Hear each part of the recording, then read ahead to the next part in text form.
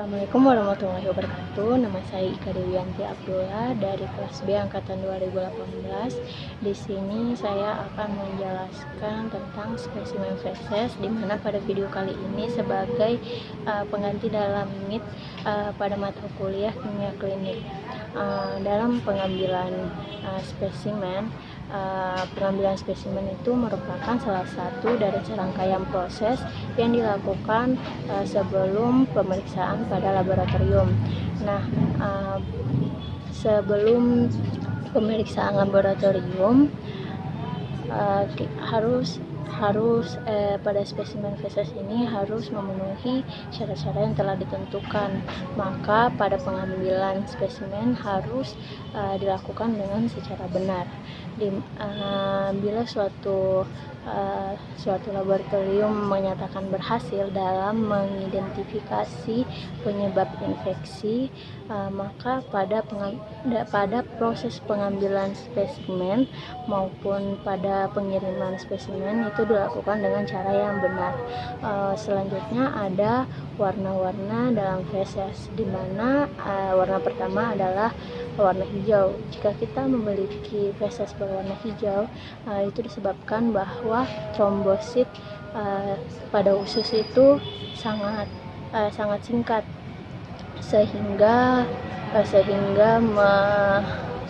dalam proses pewarnaan feses itu terjadi secara singkat, sehingga BAB-nya atau fesesnya itu akan berwarna hijau. Setelah itu penyebab dari fesesnya kita yang berwarna hijau itu juga disebabkan karena adanya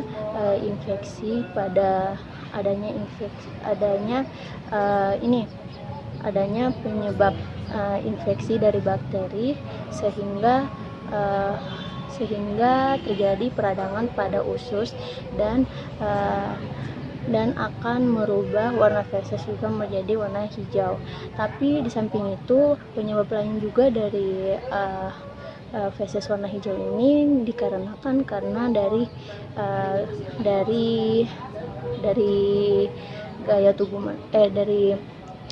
dari kebiasaan makannya, seperti salah satu contohnya itu dari gaya hidup manusia, seperti seseorang vegetarian, di mana seseorang ini itu dia terlalu banyak mengonsumsi zat yang klorofil, sehingga zat klorofil yang banyak mengandung dalam daun, sehingga susah untuk dicerna atau tidak dapat dicerna, dan dia akan keluar bersamaan dengan kotoran yang lainnya, sehingga fesesnya kita ini berwarna hijau. Nah, setelah itu ada warna feses yang kedua, yaitu warna feses kuning, di mana kalau adanya feses warna kuning ini itu karena kita terlalu kebanyakan dalam mengonsumsi lemak, dan ini merupakan salah satu yang tidak baik dalam kesehatan. Dan warna feses kuning ini juga pada saat kita membuang air besar itu sangat mengganggu karena bau dan aromanya yang sangat kuat. Untuk warna feses yang ketiga ada warna merah. Nah, kalau feses ini itu terjadi karena adanya peredaran darah pada usus atau sekitarnya, seperti rektum atau anus. Nah, penyebab feses warna merah ini juga dapat disebabkan akibat banyaknya memproduksi cairan empedu sehingga pasien yang mempunyai feses warna merah ini dia mengalami diare yang sangat berat, sehingga terjadinya peradangan pada usus dan dapat menimbulkan pendarahan pada sistem pencernaan, sehingga fesesnya ini berwarna merah. Di balik itu juga, pada feses berwarna merah ini bisa juga disebabkan karena pasien ini dia dia terlalu banyak mengonsumsi atau dia mengonsumsi makanan dan minuman yang berwarna sehingga fesesnya ini juga bisa berwarna merah. Nah, setelah itu ada juga warna feses berwarna hitam. Nah, feses ini berwarna hitam disebabkan karena adanya pendarahan pada lambung dan pada tenggorokan. Setelah itu dimana yang kita bisa perhatikan kalau untuk pendarahan itu biasanya fesesnya berwarna merah, tapi kalau untuk pendarahan pada lambung dan tenggorokan fesesnya berwarna hitam karena disebabkan adanya oksidasi dalam adanya oksidasi yang melewati cairan empedu sehingga fesesnya kita berwarna hitam. Setelah itu ada juga warna feses, yaitu warna feses putih atau abu-abu, dimana kalau kita mengalami mempunyai feses warna putih atau keabu-abuan ini, maka bisa menandakan bahwa saluran empedunya itu tersumbat, dan faktor-faktor lain yang juga yang dapat menyebabkan feses berwarna putih atau keabu-abuan itu juga disebabkan adanya indikasi penyakit hati, atau juga bisa disebabkan karena terlalu mengonsumsi obat anti diare yang dosisnya terlalu banyak atau terlalu tinggi. Setelah itu ada tipe-tipe tinja atau tipe-tipe feses, di mana tipe-tipe ini ada 7. Tipe pertama yaitu dia seperti kacang, keras, dan dia ini susah dikeluarkan. Nah, kalau seseorang mempunyai feses pada tipe 1 ini, itu menandakan bahwa seseorang itu mengalami konstipasi atau sembelit karena disebabkan oleh asupan nutrisi yang kurang. Setelah itu ada tipe kedua, di mana tipe kedua ini fesesnya itu berbentuk lonjong dan seperti sosis. Seperti sosis dan menggumpal. Nah, pada tipe feses 2 ini sama halnya dengan tipe feses 1, yaitu menandakan bahwa seseorang ini juga mengalami konstipasi atau sembelit yang disebabkan karena kurangnya asupan nutrisi. Setelah itu ada tipe ketiga, di mana tipe 3 ini dia itu fesesnya itu berbentuk lonjong dan juga seperti sosis, dan di bagian permukaannya ini dia terlihat retak atau tidak rata. Nah, pada tipe 3 inilah yang dianggap bahwa feses dianggap normal atau dalam asupan nutrisinya ini sudah tepat. Untuk tipe keempat, tipe feses keempat itu dia berbentuk lonjong seperti sosis atau ular, tetapi memiliki tekstur yang halus dan lembut. Nah, tipe feses 4 ini juga sama halnya dengan tipe feses 3, di mana dianggap normal juga, dan asupan nutrisinya ini juga tepat. Setelah itu tipe feses 4 ini juga memiliki sistem pencernaan yang cukup sehat, dan juga serta aktivitas fisik yang terbilang seimbang. Setelah itu tipe kelima, di mana feses ini dia berbentuk menggumpal dan juga dia mudah dikeluarkan. Nah, ini menandakan bahwa seseorang tersebut kekurangan asupan serat. Nah, untuk tipe ke-6, di mana dia teksturnya itu halus, mudah cair, dan mudah dikeluarkan. Nah, pada tipe feses inilah yang harus kita berhati-hati karena dia itu sudah menuju ke arah ke diare. Nah, sehingga sistem pencernaannya itu kurang sehat.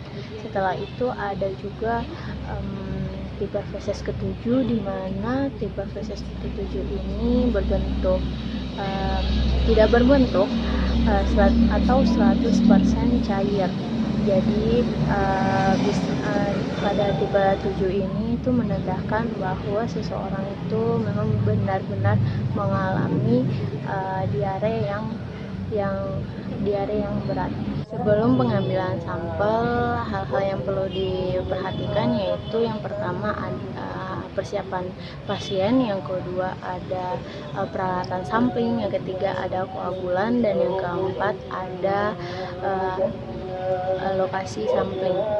Yang pertama adalah persiapan pasien, di mana pasien ini harus mengetahui hal-hal apa yang tidak perlu dilakukan dan hal-hal apa yang harus dia lakukan.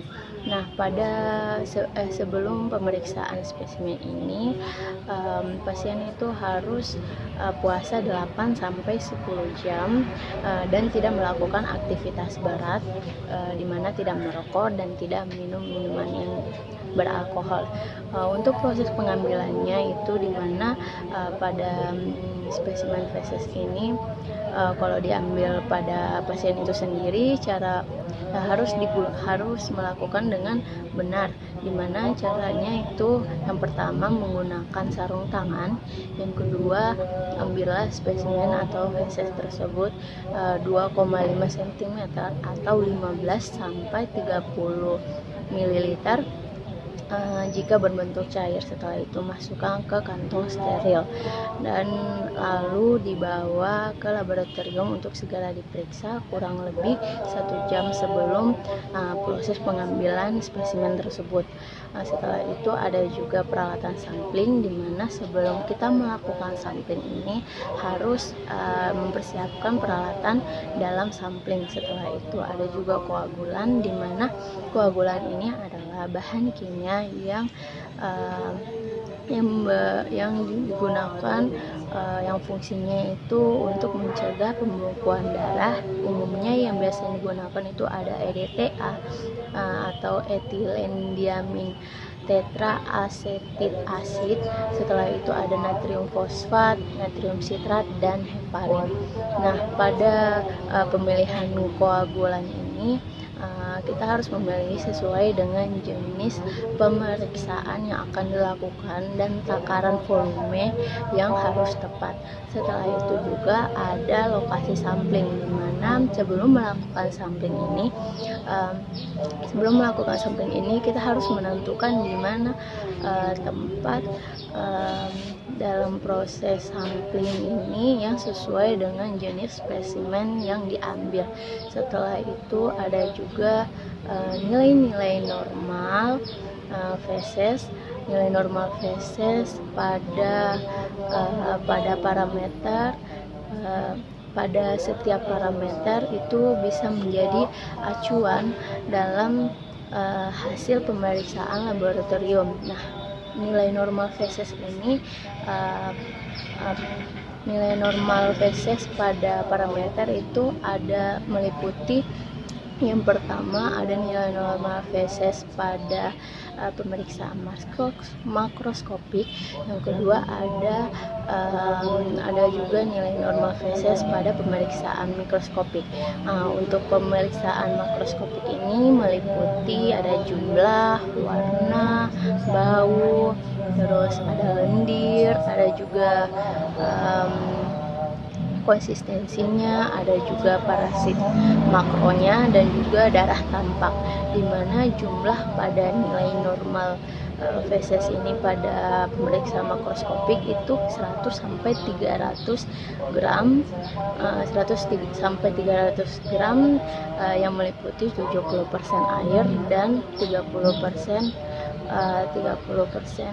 mengandung sisa makanan. Setelah itu juga ada warna, di mana warnanya berwarna kuning atau warna kehijauan.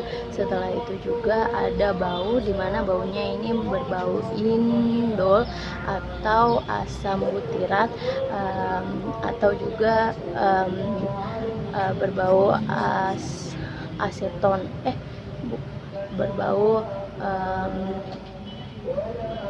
berbau indol. Setelah itu ada juga konsistensinya, di mana dia ini berbentuk dan teksturnya ini lembut.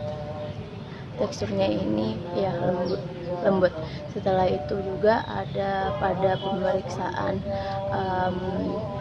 mikroskop parasit makro, di mana itu pada hasil pada nilai normal feses pada pemeriksaan makroskopik, parasit makronya itu tidak ada, dan juga tidak terdapat yang namanya darah tampak. Setelah itu yang untuk kedua, nilai normal feses pada pemeriksaan mikroskopik yang meliputi ada parasit mikro, itu adanya telur atau jentik cacing. Nah, kalau pada nilai normal feses pada pemeriksaan mikroskopik itu tidak terdapat parasit mikro yang berupa telur atau jentik cacing. Setelah itu ada juga protozoa yang tidak terdapat juga pada spesimen tersebut. Setelah itu juga ada juga seluler sel epitel, itu hanya mengandung sedikit pada nilai kalau kita lihat dari hasil nilai normal feses pada pemeriksaan mikroskopik. Setelah itu juga ada juga leukosit dan makrofag, itu juga hanya sedikit. Setelah itu juga ada eritrosit, di mana dia tidak mengandung atau bernilai negatif. Setelah itu juga ada sisa makanan, di mana sisa makanan ini hanya mengandung 30% dari volume totalnya. Membahas tentang spesimen feses ini tidak jauh dari penyakit cacingan, di mana salah satu contohnya yaitu cacing kremi. Cacing kremi ini merupakan salah satu jenis cacing yang bersifat parasit, dan dia itu dapat menyerang dan menjangkit di usus besar manusia. Nah, cacing kremi ini memiliki ukuran 5-13 mm dan memiliki karakteristik seperti benang yang berwarna putih. Setelah itu nama latin dari cacing kremi ini yaitu Anterobius vermicularis, di mana cacing ini itu dia dapat masuk ke dalam tubuh melalui makanan, pakaian, terus bantal, spray, dan bisa juga melalui debu. Nah, cacing ini akan masuk sampai ke usus, dan setelah itu akan dihancurkan oleh enzim usus, dan telur yang lolos itu akan berkembang menjadi larva dewasa.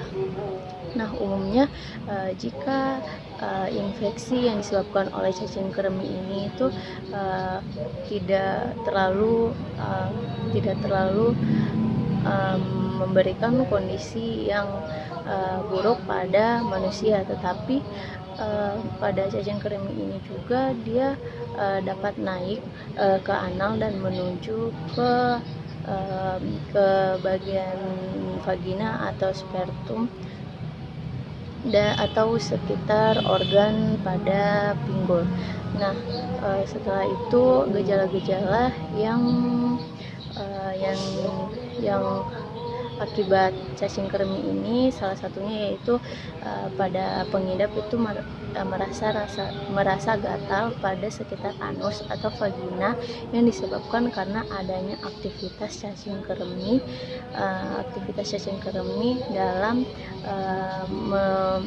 dalam menaruh telur-telurnya. Nah, jika infeksi ini sudah parah,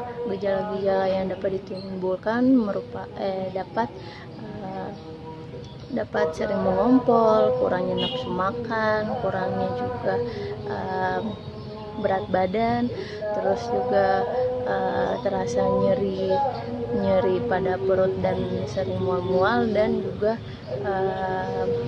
pengidap ini juga dia mengalami gejala insomnia. Nah, setelah itu juga ada yang namanya setelah itu ada juga yang namanya untuk mengatasi gejala-gejala ini itu harus pengidap ini harus dianjurkan dalam minum obat-obat yang mengandung anti diare. Selain itu juga harus memenuhi gaya hidup sehat, dimana salah satunya itu seperti mencuci baju, pakaian, spray, terus hindari dalam penggunaan handuk